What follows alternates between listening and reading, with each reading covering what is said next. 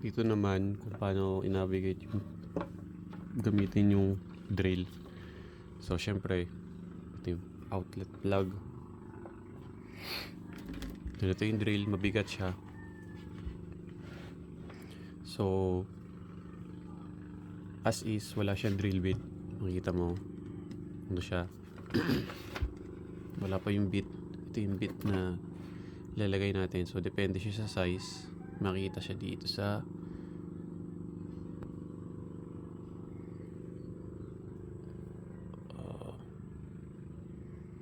ayun, 6mm nakasulat. 6mm. Mamaya yan. Pero dito, ito yung drill bit. Dito lalagay drill bit. Ito yung switch kung impact siya o drill. Hindi naman siya magmamatter, pero mas maganda na nandito siya sa drill.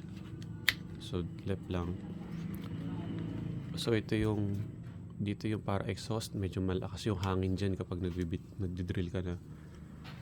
Ito yung pinaka control niya. So kapag diniin mo to ng konti lang din yung ikot. Pero pag diniin mo to ng sobra, todo yung ikot niyan pag tinodo mo to.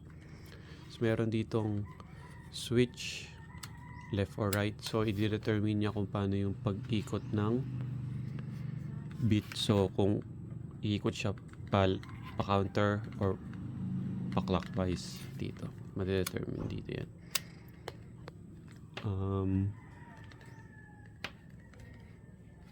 Ayun. Then dito, meron ditong control. So meron ditong plus, minus. Plus, mas malakas yung ikot. Well, minus, mas mahina yung ikot. Ayun. Mas maganda na ilagay na lang siya sa gitna para at least balance lang. Pwede timplahin. Ito, tunin ko sa manual kahit kung napansinin to para lang tong switch dito. Kasi tinan mo, switch, tapos yan. Mababaon siya ng kusa. So parang way lang to automatically na i-keep in place yung trigger. Pero pwede naman gamitin itong drill kahit kung itong pinutin. So yun lang. Next will be yung paggamit ng drill bit. So ikakabit natin to. Kailangan natin ito. I believe ang tawag dito chuck. So ang tamang paghawak dyan dito yung pointing finger mo, then yung tatlo dito sa long. So gaganyan mo siya. Ang gagawin mo, kukunin mo yung bit, hanapin mo yung mga bilog na yan, yung bilog na yan. I think tatlo sila sa isang bit. Tapos ipapasok mo ito. Ayan.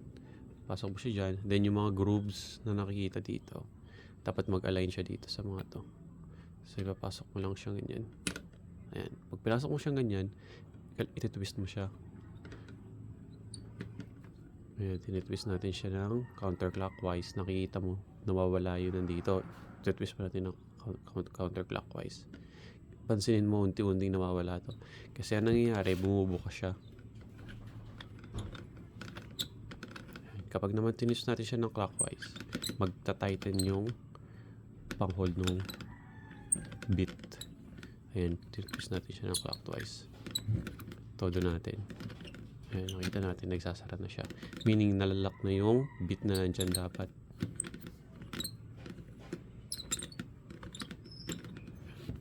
Ayan, so lalagyan natin yung drill bit.